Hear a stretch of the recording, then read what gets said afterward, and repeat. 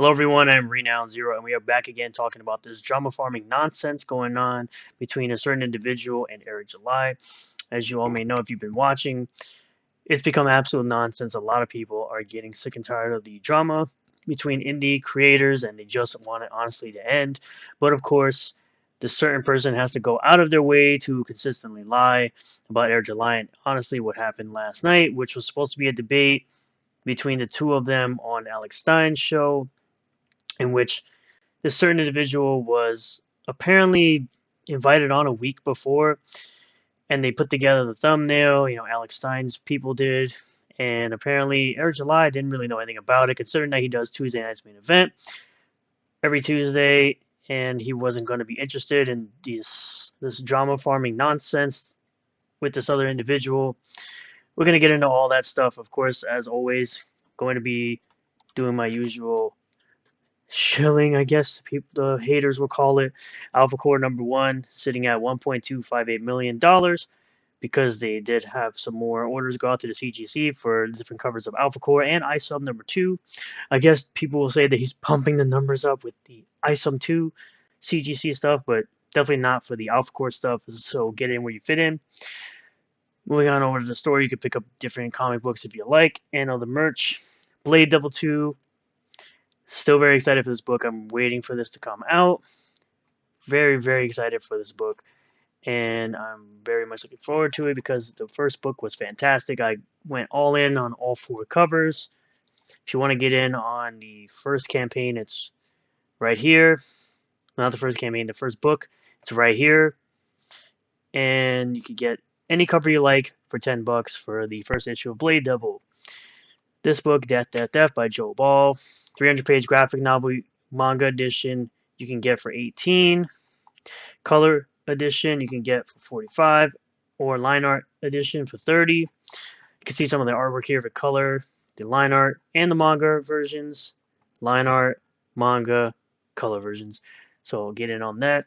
There's a new campaign that just went out today called Super Plumber Sisters number 2 by Tyler. I've already put my backing in. As you can see, I pledged 31, which means I put in for Super Plumber Sisters cover A as well as The Girl with the Mega Fist number 1. So I got 2 books on this campaign. I'm pretty sure he has all of the books here. So you can get in on those. Very great book. I highly recommend it. So this is a thumbnail that was created by Alex Stein's guys. I'm pretty sure Alex Stein doesn't do his own thumbnails, but he does have his own show, Prime Time with Alex Stein over on his channel. And this was supposed to be a debate between these two individuals. As you can see on the screen, this was made yesterday. I said this might turn out to be an absolute crap show, but we shall see. And this is how EVS, or that guy, sees everybody that does this for him. He's got his 3-plus-year-old undelivered campaigns. He'd rather drama farm for his people that watch him rather than, actually finish his books, right? This is where I said this says on This Person versus the World, which is how the dissident nerd culture channels Yellow Flash, Air July, Neurotic, and Shadiversity are attempting to frame it. A man needs to know his limitations, but in this case, the world does. I said the world knows that this person would rather focus on drama than finishing his comics, and his sales are declining. But, they're not going to, of course, use that same type of attack, you can say, on this individual, considering that his second book for his series was at 1.2 for the original campaign, not counting the Second Chance campaign, and absolutely cratering going into the third campaign at less than half of what the second campaign made, and way less than half the backers, right? But no one's ever going to talk about that on that side because, of course, they show their bias. That's what they do. We've got this person, Silas Medellin, who says, I think Nina Infinity, The Blaze, and Glenn Beck, because of course they're going back to this whole Blaze and Glenn Beck, funded the Rippaverse, and the rest of Flashcast owe these certain individuals an apology as their diversity hire, because now they're calling Air July a diversity hire, even though they've always called him that token black guy in indie comics. Can't take criticism, accountability, and has caused so much harm. He's caused so much harm to CG. Meanwhile, the beef is one-sided. And I said he took criticism from legitimate people. I guess Literature Devil doesn't exist, or the fact that Eric thanked him for his critiques. None of those people owe these weirdos any apology. All of them are trash at this point, except for Alex Stein. Considering we saw the video where Eric wasn't informed of said debate, I believe Nick Lucada can be redeemed if he drops the knuckleheads. We all know who I'm talking about, Buster Baxter and Fito Lapito. But this is the video that he had to put out, in which some people essentially had a problem with him putting out the factual statements that were given to him. That's apparently bad. Factual information about fake debates. This is irrefutable. Please leave me out of whatever gay shit you're trying to rope me into. I want no part of it. Get focused 2024. Let's listen in. Sad I had to do this video, but there's wrongful information that's floating out there, especially when my name is tied to something and people have an anticipation, an expectation. I think it's very unfortunate you get people that get let down, and then there's a bunch of nonsense floating out there. So let's speak about the factual information. Y'all saw the graphic. Supposedly I was going to be in some debate with another individual on Alex Stein's show. There's nothing to even debate anyway. I done told y'all I'm not doing this. I agree. There's really nothing to debate, considering that the other person that was supposed to be on that debate is the only one that's really having any beef here. Eric July is really not having any beef with this other individual. It's just that they took a certain message as a threat of sorts, which there really wasn't any threat to begin with. And all he's been doing is going on a tirade for now, what's 6 days. Back and forth stuff in 2024. As far as like even like my old stuff where I used to debate people on my channel or my show, I don't do that anymore. I haven't done that for months. I want no part of it. Things have changed. I am the owner of a multi-million-dollar business. That is my focus, not going back and forth with folks about. And that's literally what the other person should be focusing on, their business, not this drama farming nonsense that they're continuing to go on with. Nonsense. That was something that I never agreed to. However, apparently there was communication between Alex and or his producers with this other guest, and this guest was going to be appearing on Tuesday. I had nothing to do with that. I did not speak about them to that degree. Apparently there were some conversations about catching them up, Alex himself up to speed with quote unquote drama, but I never had any sort of communication with Alex's team or anything about this whole ordeal. Then Tuesday happens, hours before the show, and I was contacted. Now, this is factual information. Again, it cannot be refuted. But remember, there are people that said that he's putting out private messages and, oh, it only works. It's only bad when Ethan or the other person does it, right? At this point, y'all know it's EVS. It's only bad when EVS does it, but when Eric puts out private messages, which this isn't really that private of a message, it's bad, right? It's good when Eric does it, bad when Ethan does it. Meanwhile, all Eric is really doing is clearing his side of the story, considering that Ethan essentially lied about how it all went down. I'm going to read this word for word in terms of this communication. Hey, Eric, this is Alex Stein's producer. We are having other guest on the show today, but we were wondering if you wanted to come on the show as well. You can join via Skype if you don't want to come into the studio. I know y'all have been beefing online, so I think it will be a good way to set the record straight. Let me know if that works for you. Thanks. This is what I said in response. I'm not beefing with him. He's beefing with me, and nah, I'm good on that.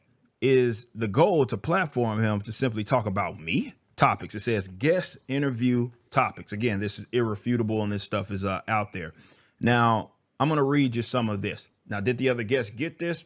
Don't really know if that communication happened. I can't confirm, but I'm gonna read you what it says. Issues with ISOM #1 comic, use of 3D models, tracing them to make artwork, potentially rushed out, creating subpar product, amateur poor layout of the comic, vague, writing poor storyline, other drama, Eric's critique of crowdfunding, drama between Yellow Flash and Dillard about not paying advance, 40% ownership, questions for the other guests, thoughts on new panels, the quality improving, primary beef with Eric. Will this permanently divide Comicsgate community? That's what this says, and this is what the producer. That literally just all sounds like drama farming nonsense. Literally just sounds like a one-sided argument, and seems like nothing is being asked of the other individual, and it just sounds like bait. It really does just sound like bait. Producer said, these are the planned topics. Other guests reached out to us asking to come on. I don't know much about the comic world, but he's trending and asked to come on. So he said yes. That's what was told to me. And I say, interesting. So the goal is to platform him and have him just talk about myself. It seems like a purposeful move to just go on a platform that I contribute at to talk down about me. And then he goes on and he says, the purpose of the show will be to figure Sounds about right. out the beef and if it can be settled, not to fan the flames or talk shit about you. And he told me if I change my mind, said, if you change your mind about coming on, you're welcome to appear today. If not, let us know. If there's anything specific you'd like us to bring up that you haven't already discussed online. So whether I appeared or not, the show was supposedly about me and all about me. That's what it was going to be. It was going to be in a more interview setup. And I asked if the person was appearing in studio, because if there's something that we need to discuss, oh, absolutely, we can discuss this in man to man, and then there's no need for a show or anything, because that's not what it's about. If it's legitimately about solving problems and not some drama forming. He told me no, it's Skype, and So Ethan wasn't even gonna appear in person. He was just gonna be on a Skype call. Yeah. Ooh, chicken Eric July. Meanwhile, Ethan isn't even gonna appear in person himself. But of course, people had some choice words for it. This is a great meme. This basically sums it all up. Here's my game plan. It's a bunch of drama farming live streams and nonsense. Are you sure this will help make your comics? Comics. Basically saying that he doesn't give a crap about actually finishing his work. He just feels like he should just drama farm the whole time. We also had, usual Jay Obama fans saying, no, it's okay when he does it to defend himself. It's supposed to say when he does to defend himself. So proving your innocence is the same as outright lying. News to me. Absolutely news to me, because we're going to listen to it if this is it. No, this isn't it. Yeah, so there was a message that they put out, and it was basically saying that it was the producer that contacted Ethan, thought there was going to be some kind of live debate between the two, and never happened. Because why? Debate has been canceled. Moving on. Eric July has bitched out of the debate. No, as you heard Eric July himself say, he absolutely did not. He was never really a part of the debate. It was just something that was kind of put out there and thrown on him at last minute, and you can't really bitch out of a debate that you were never involved in. So, how are you going to win a culture war ducking from debates?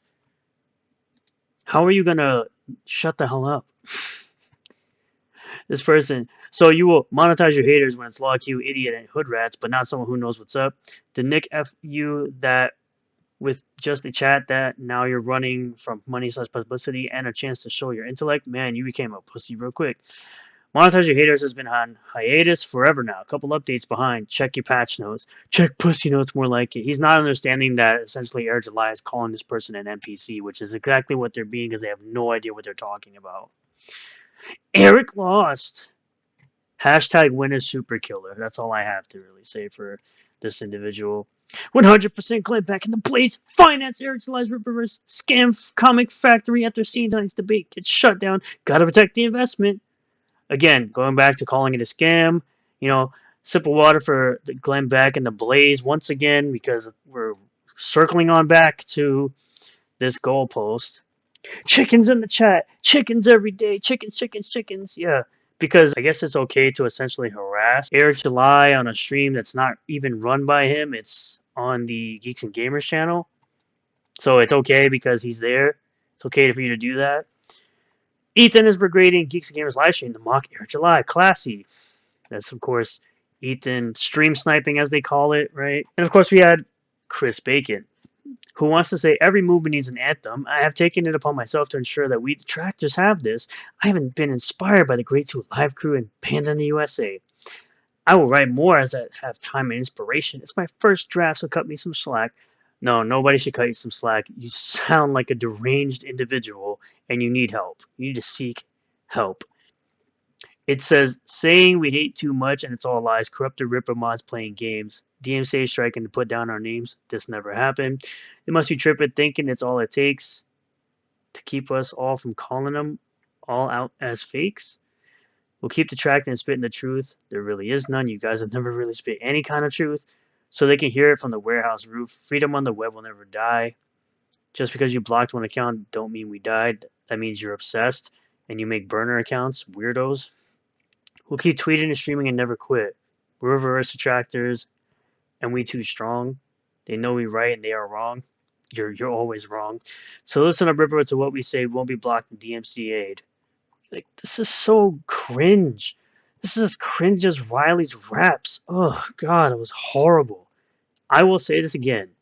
Y'all come up with some of the gayest shit I've ever seen because you dislike one person. Stop smoking crack. They're doing crack! Seriously. Holy fuck, this is cringe.